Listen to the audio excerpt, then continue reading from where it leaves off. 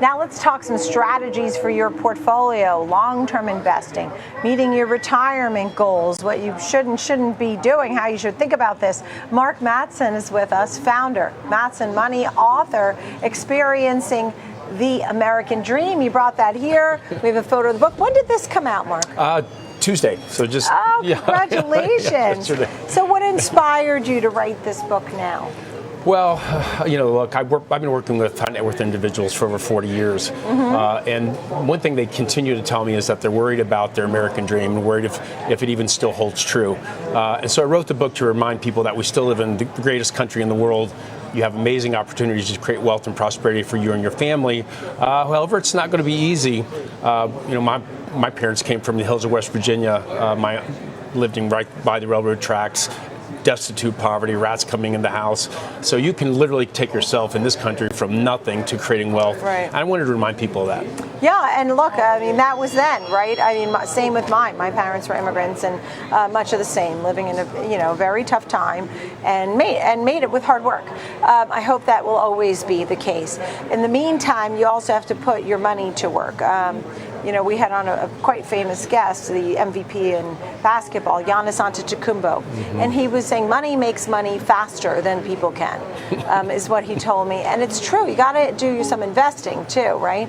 That's right. I mean, most people are dramatically underinvested. There was just an article out there that said most people are spending more money betting on sports betting and gambling than they are actually investing in their future. That's a bad mistake. Most people need a lot more money to retire than they actually think they need. If you only want $40,000 a year in retirement income, that's probably going to still take $1 million.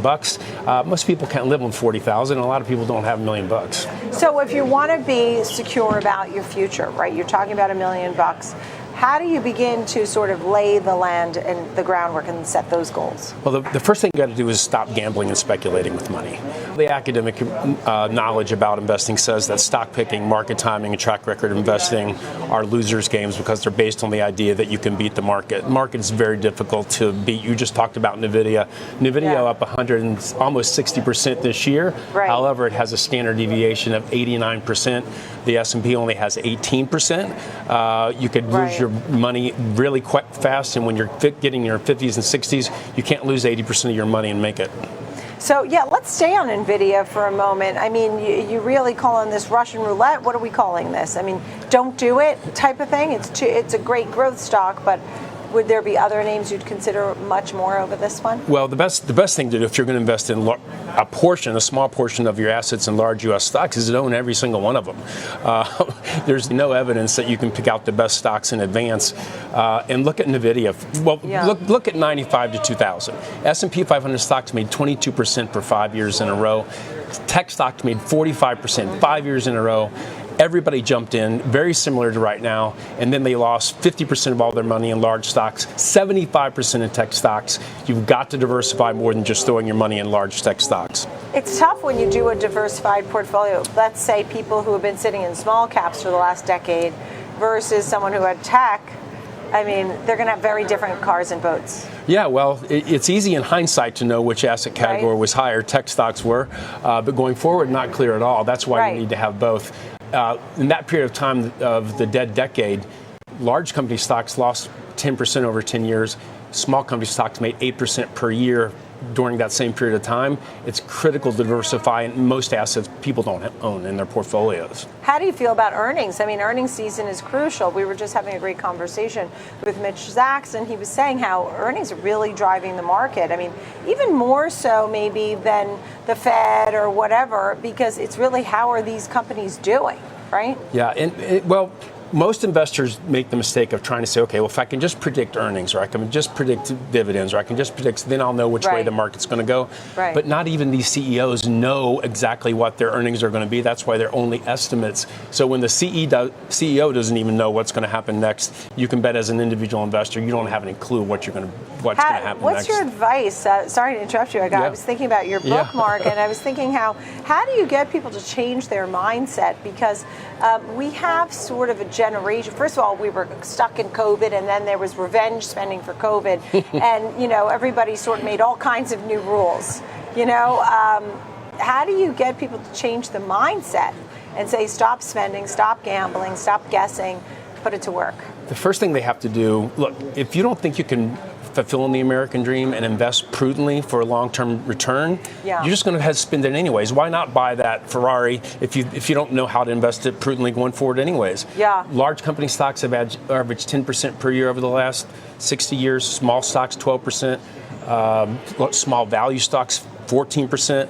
But you've got to be smart enough to allocate into those and then stay disciplined, which most people cannot do. They're always chasing what was hot. They got fear of missing out. Sure. They have chasing the herd mentality, and they have familiarity bias. Whatever they hear on the news every day is what they want to dump their money into. That's how they lose massive amounts of money.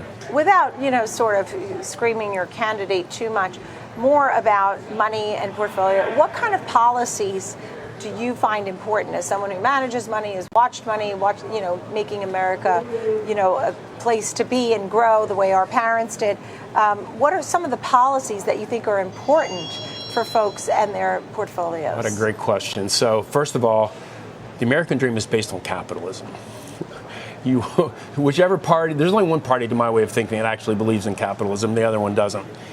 It's the party that doesn't believe in capitalism that believes in collectivism and very high taxes. Vice President Harris has suggested a 25% tax on unearned gains.